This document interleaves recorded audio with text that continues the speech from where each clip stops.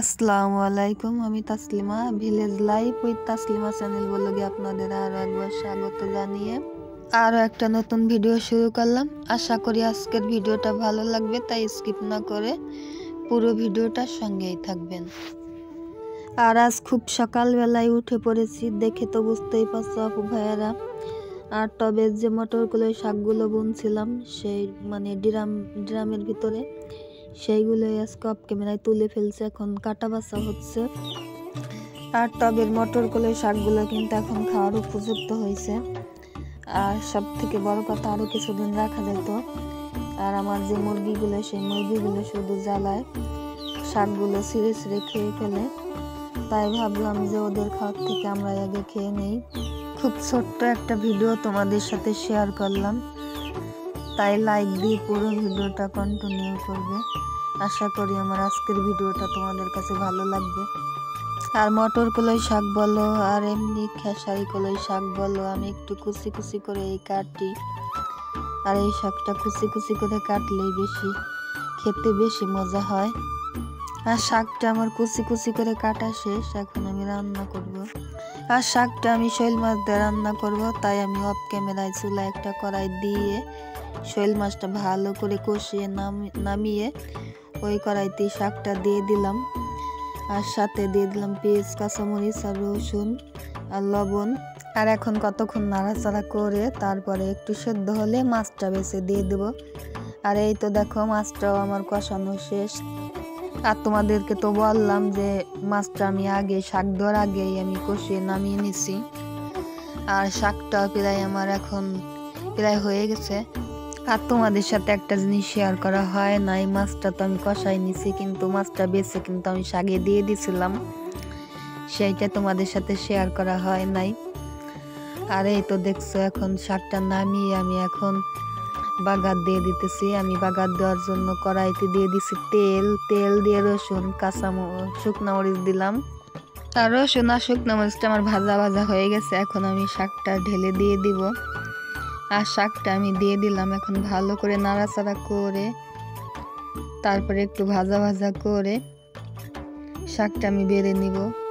আর এই বছর কিন্তু গ্রামের ভিতরে আমরা এই ফার্স্ট টাইম এই কলই শাকটা খাইলাম।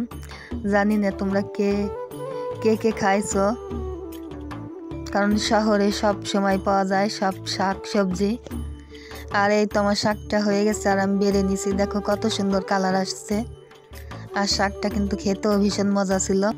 আর আজ কিন্তু আমি সকালবেলায় রান্না করছি অফ ক্যামেরায়, আর রান্না করছি। আর এখন কিন্তু চলে আসছি হাঁস মুরগি ছাড়ার জন্য। আর এখন রোদ উঠে গেছে, তোমরা দেখতেই পারছো। আর এখন কিন্তু 9:30 বাজে, 9:30 না 10টা বাজে। আমি রান্না করে খাওয়া দাওয়া করছি, তারপরে কিন্তু হাঁস মুরগি ছাড়ার জন্য আসছি। দেখতে থাকো।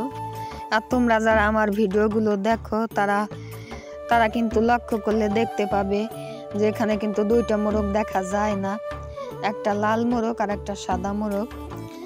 কারণ আমি অফ ক্যামেরায় কিন্তু মোরগ 2টা জবে করছি, কারণ মার অসুস্থতার কারণে মার কাছে থাকতে থাকতে মুরগিগুলোর কোনো যত্ন হয় না, আমার গাছগাছালির কোনো যত্ন হয় না।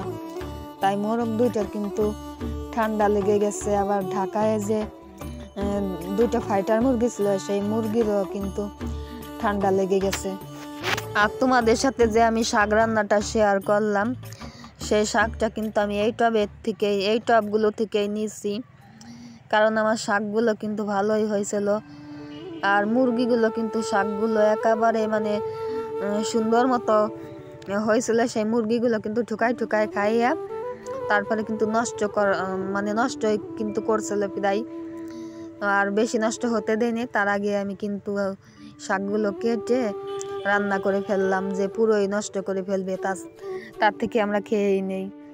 আর এখানে কিছু শাক আমি রেখে দিছি যে খাবো, আর একটু বড় হলে খাবো, আর খাইলে তো তোমাদের সাথে শেয়ার করবোই।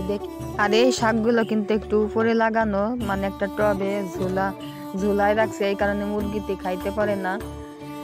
আর এখানে দেখতে পাচ্ছ আমার পেঁপে গাছে কিন্তু পেঁপে ধরছে, ছোট ছোট পেঁপে বেরোইছে। আর তোমাদের সাথে কিন্তু আগেও শেয়ার করছি পেঁপে তোমাদের সাথে শেয়ার করা হয় নাই। আর এখানে দেখতে পাচ্ছ যে মোরগ ফুল গাছে মোরগ ফুলও কিন্তু মাশাআল্লাহ ফুটছে, আর দেখতেও কিন্তু ভীষণ ভালো লাগছে। আর দুইটা পেঁপে গাছের মধ্যে পড়েছে, তো তাই ভালো করে ফুলগুলো দেখা যায় না। আর যারা আমার ভিডিওটা দেখছো এখন একটা লাইক দিতে ভুলে গেছো, লাইকটা দিয়ে পুরো ভিডিওটা দেখো আর সাবস্ক্রাইব করে আমার পাশে থাকো। আর যে আপু ভাইরা আজকে আমার চ্যানেলে নতুন তাদেরকে রিকোয়েস্ট করব লাইক দিয়ে ভিডিওটা দেখা শুরু করবে আর সাবস্ক্রাইব করে আমার পাশেই থাকবে। আর দেখো মায়ের অসুস্থতার কারণে আমার করল্লা গাছের অবস্থা কি নাজেহাল অবস্থা। কারণ মায়ের অসুস্থতার কারণে গাছে এমনভাবে পোকা লাগছে যে একটা করল্লা বেরোলেও পোকা হয়ে যায়, বড় হলেও কিরা হয়ে যায়, ভিতরে পোকা হয়ে যায়। আর পুরো মাচার থেকে মাত্র দুইটা করল্লা পাইলাম, ছোট ছোট করল্লা, দেখতেই পাবে। এই তো একটা ছিললাম, আর একটাও ছিড়বো, দেখতেই পাবে। আর আমার করল্লা গাছের আগার আর ডোগার পাতাগুলো কিন্তু ভালোই আছে, একেবারে তাজা তাজা আছে আর পোকাও ধরে নাই। আর গোড়ের দিক কিন্তু একেবারে শুকাই গেছে, মরে গেছে মনে হয়, গাছ দেখে মনে হয় মরেই গেছে। আর আমি আর একটা করল্লাও ছিঁড়ে নিলাম, দেখতেই পেলে। আর এই করল্লাটা নষ্ট হয়ে গেছে তা তো দেখতেই পাচ্ছ। আর তোমরা হয়তো একটা জিনিস লক্ষ্য করলে দেখতে পাবে, দেখতে থাকো, তোমাদেরকে দেখাবো। আর আমার করল্লা গাছের মাচার ফাঁকে ফাঁকে কিন্তু চাঁদের কিরণ আলো দিতেছে ঝিকিমিকি, লক্ষ্য করলে দেখতে পাবে, তো দেখো। আর দেখতে ভীষণ ভাল লাগছে কিন্তু। আর মুরগিগুলো তখন ছেড়ে দিলাম, তখন তো তোমরা দেখতে পেলে, কিন্তু তেমন খাইতে দেই নেই, তাই মুরগিগুলো এখন আমার পাশ পাশ ঘুরতেছে, তাই আবার একটু চাল দিয়ে দিলাম, তাই খাইতেছে। কিছু মুরগি বাহিরে চলে গেছে আর কিছু মুরগি আর কি খাইতে দিচ্ছি, খাইতেছে। আর এই যে আমার হাঁসও এখন, রাজা হাঁসও এখন নদীতে যাইতেছে। আর রাজা হাঁস তো চলে গেলে তা তো দেখতেই পেলে। আর ভিডিওটা আর বেশি বড় করব না, আজকের মতো এখানেই শেষ করে দেবো। ফিরে আসবো নতুন কোনো ভিডিও নিয়ে, ততক্ষণ তোমরা ভালো থাকো, সুস্থ থাকো আর আমার জন্য দোয়া করো। আল্লাহ হাফেজ, আসসালামু আলাইকুম।